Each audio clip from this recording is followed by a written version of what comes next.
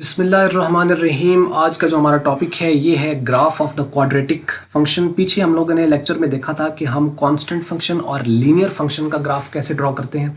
Exercise जो कि 3.2 है बिजनेस मैथमेटिक्स आईकॉम पार्ट 1 की, उस पे अगर आप देखें जो कि फंक्शंस एंड ग्राफ्स का है, जैसे मैं पहले भी बता चुका हूँ कि कुछ बुक के अंदर जो है इसने चैप्टर 3 जो है वो इक्वेशंस वाला और चैप्टर 4 जो है उसको इसने 4.1 और 4.2 का नाम दिया हुआ है। तो ये वेरिएशन तो है, ये आपने देख लेना है। मेरे पास जो मुझे बुक देखी मैंने उसके अंदर चैप्टर ये था तो मैंने इसको ये नाम दे दिया। बाद में जो कुछ नई आई है तो उसमें उन्होंने चैप्टर को जो तीसरा था उस चौथा कर दिया, चौथे को तीसरा कर दिया। तो एनी हाउ आपने देख लेना है कि फंक्शंस एंड ग्राफ का चैप्टर कर रहे हैं और इसकी दो ही एक्सरसाइजेज हैं। अगर 3 है तो 3.1 3.2 और अगर 4 है तो 4.1 4.2 है। तो ये अगर चौथा है तो 4.2 है, तीसरा है तो 3.2 है, उसमें से है। अब देखिए ग्राफ हम लोगों ने कांस्टेंट लीनियर के ड्रॉ कर लिए। स्ट्रेट लाइन आते थे जो कि आपको याद है कि कांस्टेंट का parallel to the x axis होता है और जो बाकी लीनियर होता है उसका भी आपके पास एक स्ट्रेट लाइन ही होता है, लेकिन वो एक्स एक्सिस के पैरेलल नहीं है। अब आइए हम इसको देखते हैं कि किस तरीके से वो बात यहां पर कर रहा है। तो ग्राफ जो क्वाड्रेटिक फंक्शन होता है, पहली बात तो क्वाड्रेटिक फंक्शन हमें पता हो। अगर आपको क्वाड्रेटिक इक्वेशन पता है तो क्वाड्रेटिक फंक्शन भी आपको पता होगा। तो क्वाड्रेटिक क्या है, यानी ऐसा पोलिनोमियल आपके पास फंक्शन जिसकी डिग्री 2 होती है वो आपका क्वाड्रेटिक कहलाता है। यानी उसकी जो मैक्सिमम जो डिग्री हम जिसे कहते हैं, डिग्री कहते हैं मैक्सिमम पावर को है, तो वो 2 है अगर किसी की, तो वो अब क्या कहलाएगा, क्वाड्रेटिक फंक्शन कहलाएगा जिसकी डिग्री 2 है। जैसे कि यहाँ पे एग्जांपल ले रखी है कि f of x is equal to x square.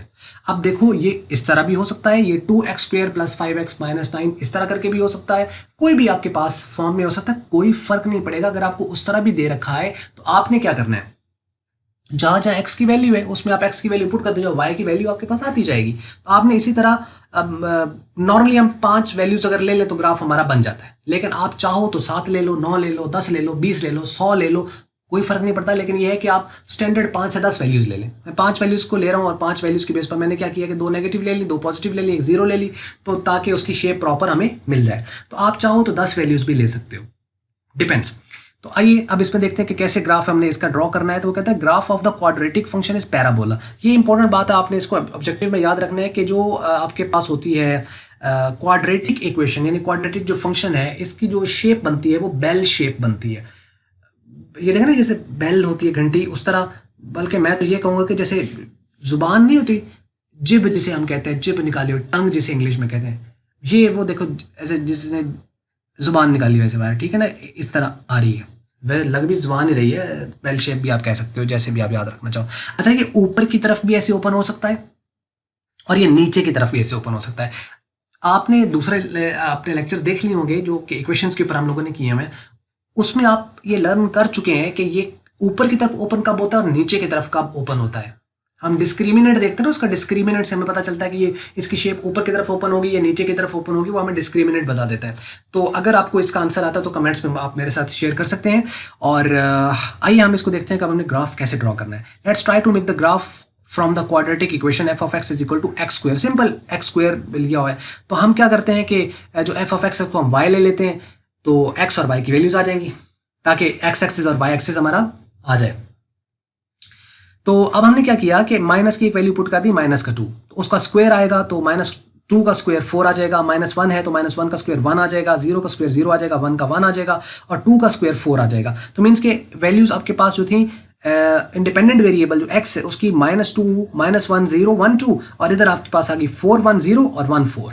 ठीक है, तो ये आपके पास वैल्यूज हैं। अब हम क्या करेंगे, x की वैल्यू, अब आपको पॉइंट लगाना आता है, सबसे पहले पॉइंट लगाएं और उन पॉइंट को मैच कर दें, ग्राफ बन गया। -4 x की जो वैल्यू है, अब आप देखो कि आपके पास y एक्सिस है जो वर्टिकल है और ये हॉरिजॉन्टल x एक्सिस है। जहां पे इंटरसेक्ट कर रहा है ये आपका ओरिजिन कहलाता है। इस ओरिजिन से लेफ्ट साइड पे नेगेटिव है x और इससे राइट साइड पे जो है वो x पॉजिटिव है। इससे ऊपर अगर जो है तो y पॉजिटिव और इससे नीचे जो है वो y नेगेटिव है। अब आप देखो कि x की वैल्यू कितनी है, -2। तो अब आप देखो इससे आप लेफ्ट साइड पे ये 1 पॉइंट और ये 2 पॉइंट, मतलब कि आप यहां पर इसकी x की वैल्यू -2 है, लेकिन इस पर y पॉजिटिव है, y पॉजिटिव है तो ऊपर की तरफ जाने पड़ेगा, तो यानी 1 2 3 एंड 4। तो मीन्स कि यहां पर आपको वो पॉइंट मिल जाएगा। तो हमने क्या किया, ये x की वैल्यू -2 और y की वैल्यू प्लस की 4 वो कहां फॉल करेगा, वो सेकंड क्वाड्रेंट में फॉल करेगा, क्योंकि सेकंड क्वाड्रेंट में x नेगेटिव और y पॉजिटिव होता है। तो मीन्स कि ये सेकंड क्वाड्रेंट में ये पॉइंट लाई कर रहा है, यहां हमने डॉट लगा दिया। उसके बाद अब देखो लाइन में तो इनफिनिट पॉइंट्स होते हैं ना, तो हमने सिर्फ चंद एक लेके कॉमन 4 5 पॉइंट लेके उनको मैच कर देना है। सिंपल, हमें हर एक को नहीं देखना, क्योंकि लाइन में तो आपके पास अब ये देखो, अगर ये यहाँ से पास हो रही है तो यहाँ पे भी तो कोई पॉइंट है ना, तो लाइन में तो अनलिमिटेड आपके पास पॉइंट्स होते हैं, तो वो है, लेकिन हमने चांदे को बस एक ये नुक्ते से ऐसे लगा के डॉट, जिनको हम पॉइंट कहते हैं, और इनको हमने मैच कर देना बस। अगली वैल्यू है -1।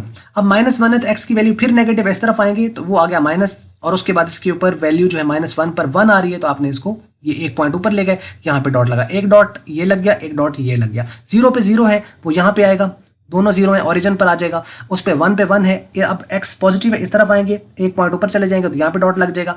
2 पे 4 है, यानी आपने 2 पॉइंट इधर आ गए और 4 पॉइंट ऊपर चले गए, वो ये डॉट मिल गया। अब ये डॉट मिले 1 2 3 4 5 डॉट मिल गए। इन पांचों को आप इधर से इधर मिला दें या इधर से इधर मिला दें, तो ये आपके पास ये ऐसी बेल शेप सी बन जाएगी।